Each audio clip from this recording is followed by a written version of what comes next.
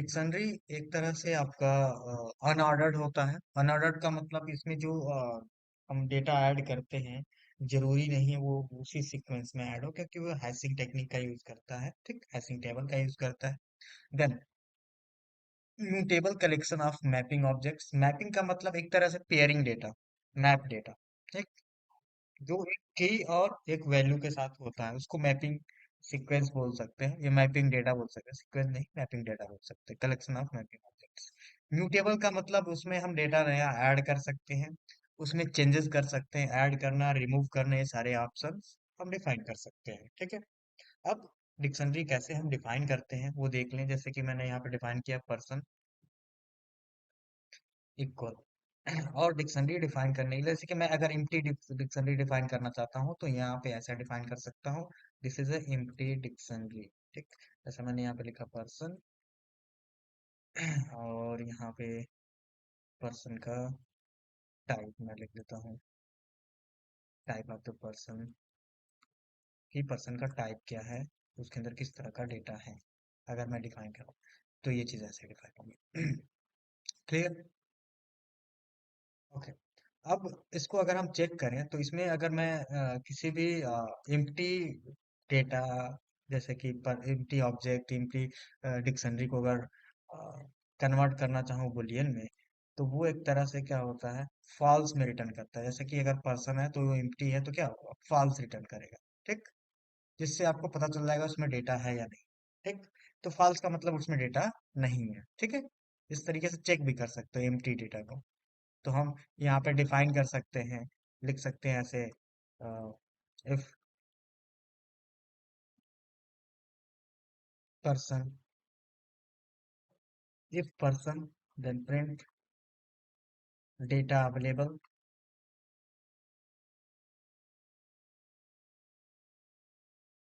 Available. ठीक, otherwise यहाँ पे एल्स लिखता हूँ, प्रिंट डिक्शनरी, एम्प्टी डिक्शनरी,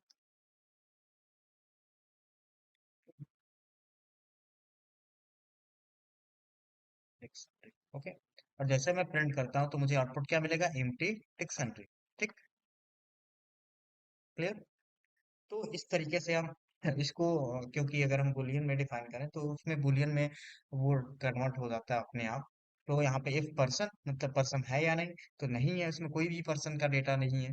ठीक, क्लियर। अब आते हैं कि हम उसमें मल्टीपल डेटा कैसे रखते हैं, पेयरिंग में डेटा कैसे रखते हैं, जो एम्प्टी डिक्शनरी हो गई। ठीक, तो अगर हम कुछ वैल्यू के साथ डिक्शनरी बनाना चाहते हैं तो कैसे बनाएंगे। जैसे मैंने लिख दिया कार नेम से एक डिक्शनरी बनाया मैंने, और मैंने लिख दिया यहाँ पे स्टार्ट एंड क्लोज किया। अब इसके अंदर पहला होता है पेयरिंग में डेटा होता है, तो मैं पहला की लिखता हूँ, जैसे ब्रांड, तो ब्रांड इज ए की। एंड देन यहाँ पे मैंने लिख दिया फोर्ड इज अ वैल्यू। ठीक, फिर सेकंड की हमने डिफाइन किया, जैसे कि मैंने लिख दिया model, then stand, then year, model year यहाँ पे डिफाइन कर लेते हैं। तो मॉडल ईयर जैसे 1965 मैंने डिफाइन कर दिया। देन यहाँ पे ईयर मुझे देना हो तो मैंने 2024 दे दिया। ठीक, तो ये देखो दो ईयर मैंने डिफाइन किया, मतलब कि ई सेम है और वैल्यू अलग अलग है। ठीक है, तो इसका मतलब क्या होता है कि इसमें एक चीज और है, फीचर क्या है कि ये आपका कर सकते हो dictionary, dictionaries can not, can not have two items with same, with the same key. Okay, कि जो डिक्शनरी या दो आइटम्स सेम की से नहीं हो सकते। जैसे कि मैं एक से एक डिक्शनरी में सेम आइटम, जैसे कि ये भी है और ये भी है, एक सेम की से नहीं डिफाइन कर सकते। ठीक है, अगर कर भी दिया तो अगर मैं यहाँ पे प्रिंट कर रहा हूँ तो मुझे आउटपुट क्या मिलेगा। ठीक, तो आउटपुट क्या मिलेगा अगर मैं कार्स को प्रिंट करूँ, कार को। ठीक है, क्या मिलेगा? जो आपका लास्ट होगा वो अप्लाई हो जाएगा। ठीक है, तो कौन सा अप्लाई हो रहा है? 2024 वाला आपको आउटपुट में मिल रहा है। ठीक है, तो डुप्लीकेट अलाउ नहीं करता, एक ही वैल्यू होगी, एक ही की होगा। ठीक है, सॉरी, वैल्यू डुप्लीकेट हो सकती है, की आपका एक। ठीक है,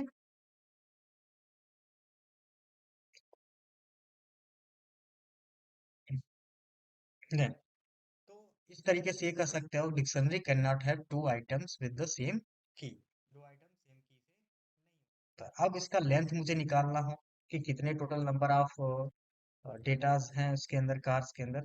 तो यहाँ पे लेन फंक्शन के अंदर हम पुट कर लेंगे किसको? कार को। तो कार के अंदर कितने आइटम्स सेट किए गए हैं? Three, one, two and three, यहाँ पे देख सकते हो। एक ये हो गया वन, सेकेंड आइटम दिस, और थर्ड आइटम।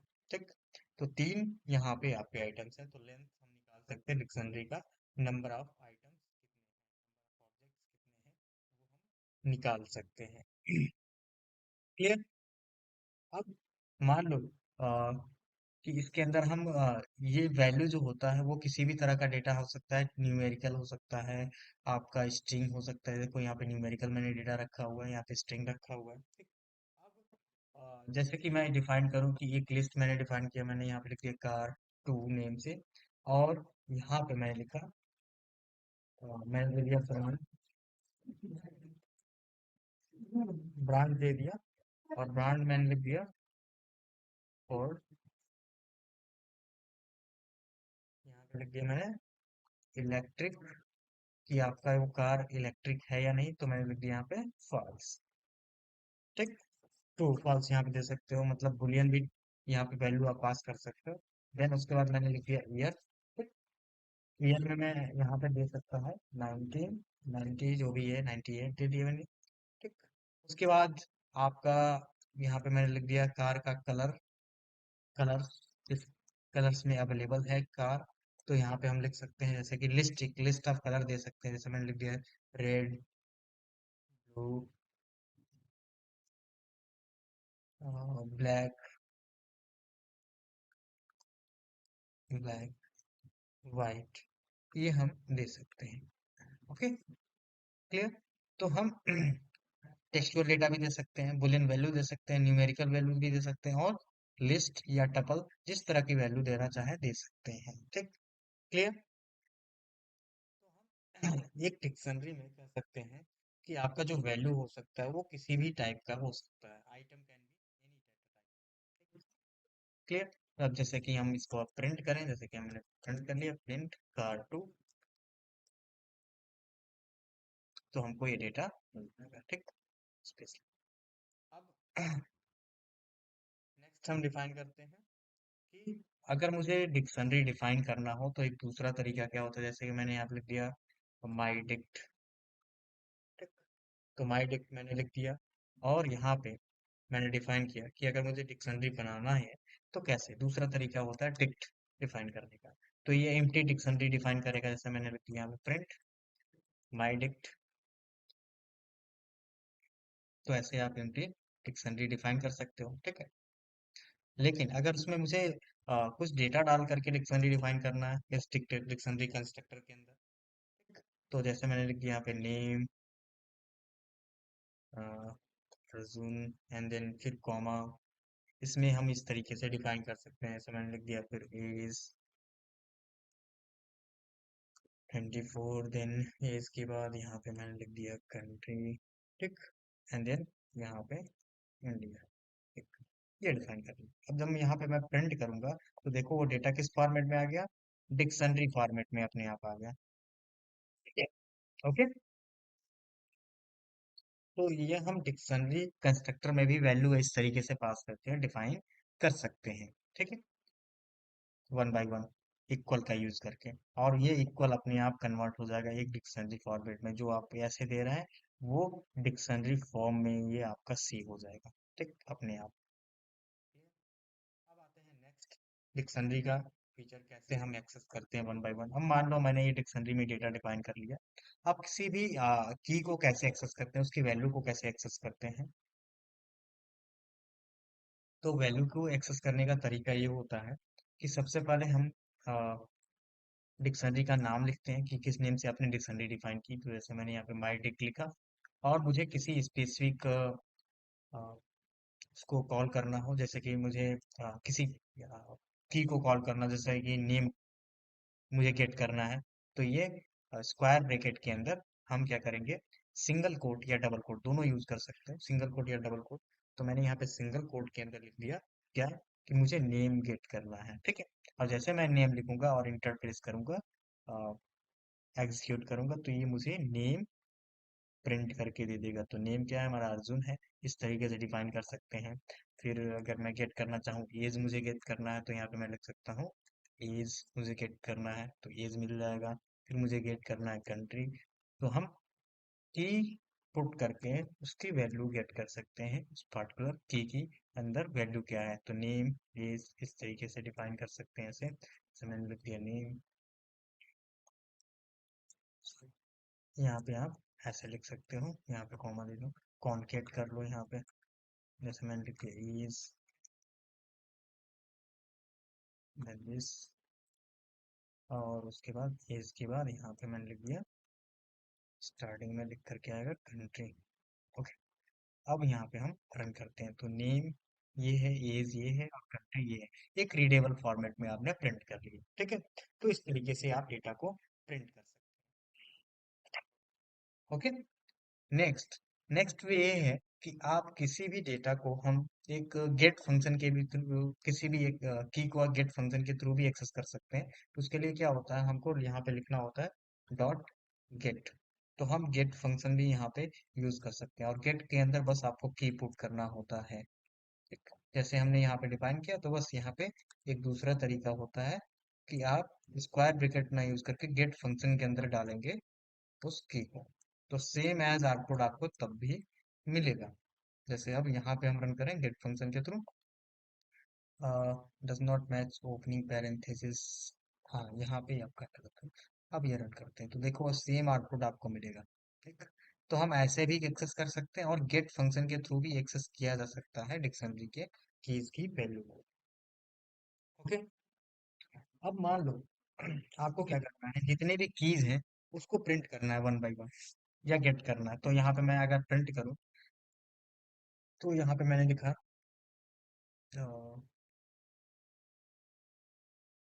माई डिक्शनरी था ना, माई डिक, टिक, एंड देन फंक्शन होता है आपका उसके लिए कीज। जितने भी कीज हैं सबको एक्सेस करने के लिए माई डिक्शनरी डॉट कीज। अब मैं प्रिंट करूं, तो जितने भी कीज हैं मुझे एक साथ मिल जाएंगे, ठीक है। और जब एक वन बाय वन कीज मिल जाएंगे, तो उस कीज के थ्रू मैं क्या कर सकता हूँ, वैल्यू को कर सकता हूँ। ठीक है, तो वैल्यू को एक्सेस करने का तरीका क्या है, कि मैं यहाँ पे फॉर लूप डिफाइन करूँ, और मैंने लिख दिया एक्स, कि एक्स के अंदर वन बाय वन कीज आ रहा है, और यहाँ पे मैं लिख दिया मैंने एक्स इन, और एक्स इन डिक्ट माई डिक्ट डॉट कीज फंक्शन, और वन बाय वन कीज जो मेरे पास आएंगे एक्स के अंदर, वो मैं प्रिंट कर लूंगा। तो ये जितने भी कीज होंगे वो वन बाय वन ये प्रिंट हो रहे हैं, दिख रहे हैं, नेम एज एंड कंट्री। तो कीज हम एक्सेस कर सकते हैं। उसी तरीके से हम क्या कर सकते हैं, आ, अगर आपको वैल्यूज भी गेट करने हैं वन बाय वन, तो हम यहाँ से वैल्यूज गेट कर सकते हैं। तो यहाँ पे हम लिख सकते हैं वैल्यूज। तो जैसे ही मैं यहाँ पे रन करूंगा, तो मुझे वैल्यूज मिल जाएगा अर्जुन 24 एंड देन इंडिया, ठीक है। तो ये वैल्यूज भी आप गेट कर सकते हो, ठीक। देन तो वैल्यूज भी गेट कर सकते हो वन बाय वन, ठीक है। और अगर मुझे चाहिए कि वैल्यूज है, ये सारी चीजें हैं, और ये देखो यहाँ पे आपका ये डिफाइन किया गया है कीज, कि आपका केवल की आ रहा है, मैं साथ साथ वैल्यू भी फेस करना चाहता हूँ। तो यहाँ पे कीज जो आ रहा है, तो यहाँ पे कीज आएगा, और फिर मैंने कॉमा लिखा, जो कीज है वो माई डिक्ट के अंदर, सॉरी, माई डिक्ट के अंदर वो कीज पास कर दूंगा, ठीक। तो यहाँ पे गेट फंक्शन आप लिख लो, गेट, और गेट फंक्शन के अंदर वो एक्स पास कर दो। तो एक्स यहाँ पे मैंने पास कर दिया। तो ये है कि, और गेट कर रहा हूँ मैं उसी एक्स को पुट करके वैल्यू को गेट कर रहा हूँ, ठीक है। अब मैं जब रन करूंगा, तो मुझे नेम, दिस इज ए की, एक्स की प्रिंट हो रहा है, और माई डिक्ट डॉट गेट के थ्रू एक्स के थ्रू जो पास कर रहा हूँ, तो उस की वैल्यू मुझे मिल रही है। जैसे अर्जुन, एज की वैल्यू क्या है 24, और कंट्री की वैल्यू हमारी इंडिया यहाँ पे गेट हो जाएगी। ओके। अब हम एक और फंक्शन डिफाइन कर सकते हैं कि हमको एक साथ दोनों चाहिए डिफाइन करना है। तो यहाँ पे मैंने लिख दिया एक फंक्शन होता है, जैसे मैंने यहाँ पे लिखा print my dict dot items,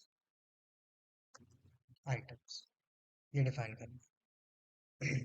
अब आइटम्स ये डिफाइन करने के बाद मैंने यहाँ पे आइटम फंक्शंस यहाँ पे रन करते हैं, तो हमको जितने भी डेटा हैं एक पेयरिंग में मिल जाते हैं। जितने भी डेटा है एक पेयरिंग टपल पेयरिंग में मिल जाते हैं, ठीक है, एक वन बाई वन। अब इसको कैसे फेच करते हैं कि अगर मुझे फेच करना हो वन बाई वन तो कैसे फेच करेंगे। तो मैं लिख सकता हूँ यहाँ पे for for X and Y. मैंने लिख दिया एक्स में की आएगा, वाई में वैल्यू आ जाएगा। और मैंने लिख दिया इन माई डिक डॉट आइटम्स।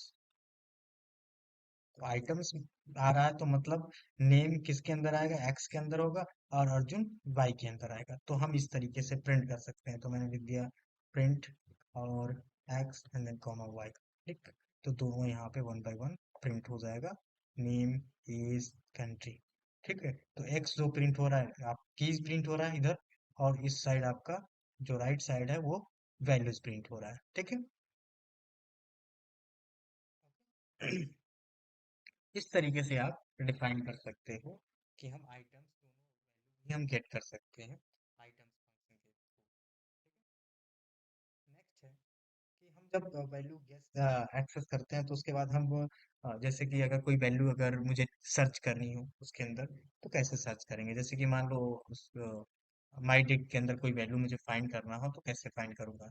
तो यहाँ पे मैं लिख देता हूँ कि उसके अंदर एड्रेस है या नहीं। तो मैंने लिख दिया my dict dot sorry my dict in.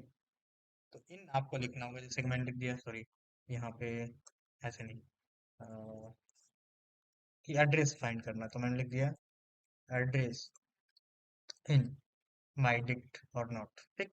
तो जैसे मैं रन करता हूँ तो ये फॉल्स आ रहा है। और जैसे यहाँ पे मैं एक एज लिख करके एंटर करता हूँ तो एज यहाँ पे ट्रू आ रहा है। तो वो किसको चेक करता है, की को चेक करता है कि ये की इसमें है या नहीं। ये वैल्यू नहीं चेक करने के लिए यूज किया जाता है कि वो की एग्जिस्ट करता है या नहीं। तो एज किसके अंदर है, एग्जिस्ट करता है माई डिक्शनरी के अंदर, और इसके अंदर एड्रेस एग्जिस्ट नहीं करता। तो यहाँ पे हम चेक कर सकते हैं कि एड्रेस नहीं है उसके अंदर, ठीक है। एज है, आपका एड्रेस नहीं है। तो ये चीज आप डिफाइन, एक्सेसिबिलिटी चेक कर सकते हो, एग्जिस्टेंस चेक कर सकते हो कि वो की उसके अंदर है या नहीं, ठीक। तो हम इसके लिए हम इफ कंडीशंस भी यूज कर सकते हैं। इसमें आप नॉट एग्जिस्ट एग्जिस्ट आप मैसेज डिस्प्ले करा सकते हो कि वो की अवेलेबल है या नहीं। अब मान लो मुझे नेम चेंज करना हो, जैसे अर्जुन है तो उसकी जगह पे कुछ और नेम मॉडिफाई करना है, चेंज करना है वैल्यूज को। तो कैसे चेंज करेंगे। तो पहला तरीका होता है, जैसे कि मैंने लिख दिया my dict and then my dict, और उसके बाद कीज आप लिखोगे। तो की का नाम जैसे मैंने नेम दे दिया, नेम में चेंज करना, और देन इक्वल, इक्वल जैसे मैंने लिख दिया अर्जुन की जगह पे आकाश मुझे लेना, ठीक। ये डिफाइन कर दिया। उसके बाद मैं प्रिंट कर लूँ चेंज करने के बाद कि हमारा अपडेटेड वैल्यू है क्या। तो अपडेट होने के बाद वो मुझे अब अर्जुन की जगह पे क्या हो जाएगा, आकाश हो जाएगा। तो इस तरीके से हम किसी भी स्पेसिफिक वैल्यू को चेंज कर सकते हैं। जैसे कि अब एज 24 है, तो मैं एज को भी चेंज करना चाहता हूँ। तो यहाँ पे मैंने लिख दिया माई डिक्ट एज, जैसे 24 है तो मैंने यहाँ पे 20 लिख दिया, ठीक। और जैसे मैं यहाँ पे फिर रन करता हूँ तो यहाँ पे मुझे आउटपुट क्या मिलेगा, 20। तो नेम और एज भी मैंने यहाँ से चेंज कर दिया, ओके। तो इस तरीके से आप चेंज कर सकते हो किसी भी की वैल्यूज को। तरीका है अपडेट फंक्शन, कि हम अपडेट फंक्शन का भी यूज कर सकते हैं चेंज करने के लिए। जैसे कि मैंने यहाँ पे लिख दिया माइडिक्ट माइडिक्ट डॉट अपडेट, और अपडेट के अंदर मैंने लिख दिया क्या मुझे अपडेट करना है, जैसे मैंने लिख दिया नेम अपडेट करना है, और नेम में मैंने लिख दिया रमेश, ठीक है। ठीक। और अपडेट करने के बाद मैं फिर प्रिंट कर लेता हूँ माई डिक्ट। तो अब यहाँ पे रन करते हैं, तो देखो यहाँ पे अब रमेश हो गया, ठीक है। तो इस तरीके से हम क्या कर सकते हैं, मल्टीपल, जैसे कि यहाँ पे अब सिंगल है, हम एक और डेटा यहाँ पे साथ साथ में मैं चाहता हूँ एज भी मुझे अपडेट करना है, तो मैं यहाँ पे लिख देता हूँ एज। मल्टीपल डेटा अगर अपडेट करना है तो एज मैंने लिख दिया 35 मैंने लिख दिया, और यहाँ पे मैं रन करूँ तो ये अब क्या होगा, हमारा एज भी अपडेट हो गया। Okay, clear. तो हम सिंगल डेटा भी अपडेट कर सकते हैं इस अपडेट फंक्शन से, और एक बार में मल्टीपल डेटा भी अपडेट कर सकते हैं। ओके, तो ये हो गया हमारा चेंज कैसे करना होता है। अब आते हैं इसमें डेटा कैसे हमको ऐड करना है। ऐड करने का तरीका, जैसे कि मान लो अभी हमें क्या दिख रहा है, नेम एज और कंट्री दिख रहा है। अब जैसे कि मुझे सिटी भी ऐड करना हो तो कैसे ऐड करूँगा, तो पहला तरीका होता है कि हम डायरेक्टली उसके अंदर हम असाइन करेंगे तो वो की जनरेट कर देता है, ठीक है। जैसे कि मैंने लिखा माई डिक्ट, और स्क्वायर ब्रैकेट के अंदर एड्रेस इसके अंदर की है नहीं, ठीक। लेकिन मैं यहाँ पे असाइन करने जा रहा हूँ, सॉरी एड्रेस नहीं, सिटी। यहाँ पे मैंने लिख दिया सिटी, ठीक है।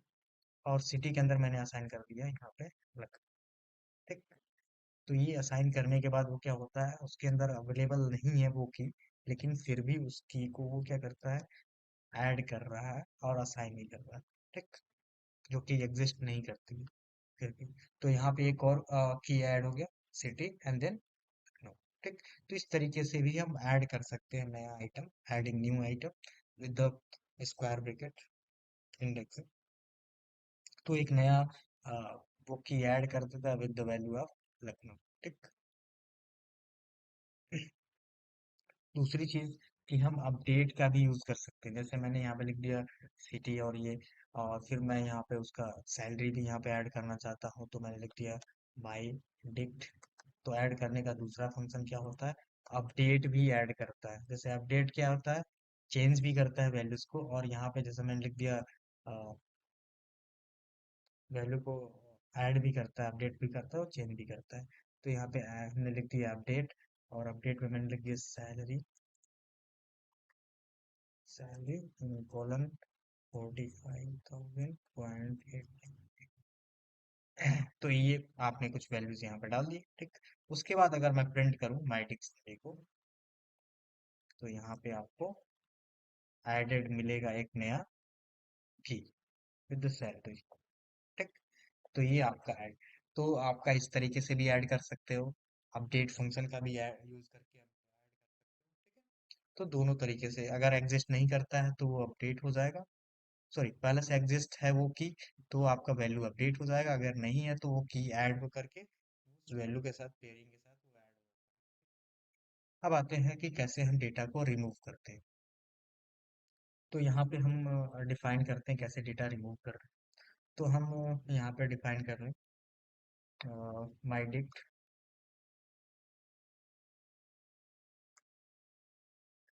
माई डिक्ट डॉट रिमूव, और रिमूव के अंदर मैंने यहाँ पे डाल दिया क्या मुझे रिमूव करना है, जैसे सैलरी रिमूव करनी है, ठीक। और यहाँ पे अब फिर प्रिंट करूँ मैं माई डिक्ट, और मैं जैसे ही रन करता हूँ तो मुझे आउटपुट मिलेगा यहाँ पे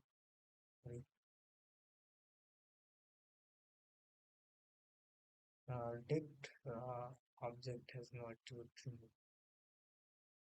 सॉरी रिमूव नहीं, यहाँ पे आपको क्या यूज करना है, पॉप। ओके, अब पॉप के अंदर आपको क्या डिफाइन करना है, ठीक, रिमूव फंक्शन ही पॉप। जैसे पॉप किया तो यहाँ पे जो उस नेम से की होगा वो रिमूव हो जाएगा, देखो सैलरी है, सैलरी यहाँ से रिमूव हो गया, अपडेटेड डेटा हमारा ये हो गया, ठीक। तो हम पॉप का यूज करेंगे, पॉप फंक्शन का, ठीक है। इसमें पॉप फंक्शन होता है। देन ये हो गया आपका पॉप, कि हम विद स्पेसिफिक की को हम रिमूव कर सकते हैं। देन अगर मुझे क्या है, किसी भी कह सके रिमूव कर रहा है, किसी भी लास्ट इंसर्टेड आइटम को अगर रिमूव कर रहे हैं या डिफाइन कर रहे हैं, तो अगर यहाँ पे मान लो लास्ट इंसर्टेड आइटम या रैंडमली किसी आइटम को डिलीट करना हो तो वो कैसे होगा। तो यहाँ पे मैंने लिख दिया माई डिक्ट डॉट आइटम। तो पॉप आइटम में आपको कुछ देने की जरूरत नहीं है, डायरेक्टली यहाँ पे हम पॉप आइटम फंक्शन को कॉल करेंगे एंड देन माई डिक्ट को यहाँ पे जैसे ही हम प्रिंट करेंगे तो ये रिमूव कर देता है। देखो यहाँ पे सिटी लखनऊ है, तो ये क्या हो रहा है आपका, सिटी लखनऊ रिमूव हो गया। जैसे फिर रिमूव मैं डिफाइन करता हूँ तो ये रिमूव हो गया। फिर अगर मैं फिर रन करता हूँ तो क्या होगा, ये आपका एज रिमूव हो जाएगा। फिर ऐसे रन करता हूँ तो मैं ये पूरा खाली हो गया। तो इस तरीके से आप क्या कर सकते हो, वो लास्ट आइटम जो ऐड किया गया है वो ऐसे रिमूव हो सकता है, ठीक है। या हम किसी भी आइटम्स को अगर मुझे रिमूव करना है, ठीक। अब आते हैं फिर दोबारा हम डिफाइन कर लें कीज को। ओके, फिर डिक्शनरी में डिफाइन कर लेता हूँ क्योंकि यहाँ पे रिमूव हो चुका है।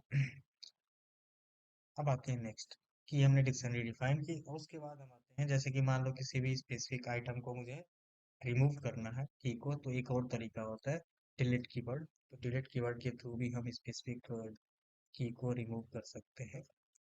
और जैसे मैंने यहाँ पे फिर की नेम डाला, जैसे कि मैंने लिख दिया एज की को वो रिमूव कर देगी। अब यहाँ पे प्रिंट करता हूँ माई डिक्ट और मैं यहाँ पर रखता हूँ, तो देखो यहाँ पे एज आपका रिमूव हो गया। तो इस तरीके से आप किसी भी स्पेसिफिक, तो डिलीट कीवर्ड क्या होता है, वो आपका आ, किसी स्पेसिफिक की को भी डिलीट करता है और कम्प्लीटली डिक्शनरी को भी डिलीट कर सकता है। डिक्शनरी को कैसे डिलीट करेगा, बस हमको ये लिखना होता है दिस डिलीट डिक्शनरी। तो इससे क्या होगा, आपका पूरी डिक्शनरी डिलीट हो जाएगी। तो हम उसको एक्सेस करने चाहेंगे फिर बाद में तो एक्सेस नहीं कर सकते, क्यों, क्योंकि वो अनडिफाइंड है, नॉट डिफाइंड, डिलीट हो चुकी है, ठीक है। तो ये पूरी तरह से कम्प्लीटली डिलीट भी कर देती है। उसके बाद अगर मैं किसी डेटा को डिफाइन भी कर रहा हूँ, ठीक है, यहाँ पे अगर मैं डिफाइन कर रहा हूँ तो पूरी तरह से डिलीट नहीं करना। मान लो अगर खाली करना है डिक्शनरी को, तो यहाँ पे मेरे डिक्शनरी में ये भी ये डेटा है, ठीक। अब मुझे इसको क्लियर करना है, तो क्लियर करने के लिए यहाँ पे एक फंक्शन आता है माई डिक्ट डॉट क्लियर, ठीक है। क्लियर यहाँ पे जब करोगे, डिफाइन करोगे, तो यहाँ पे आपका पूरा डेटा क्या होगा, डिक्शनरी का पूरा डेटा, पूरा आइटम्स डिलीट हो जाएगा, ठीक। बस आपका एम्प्टी डिक्शनरी बचेगा, ठीक। तो इस तरीके से आप डिफाइन कर सकते हो डिक्शनरीज। ओके।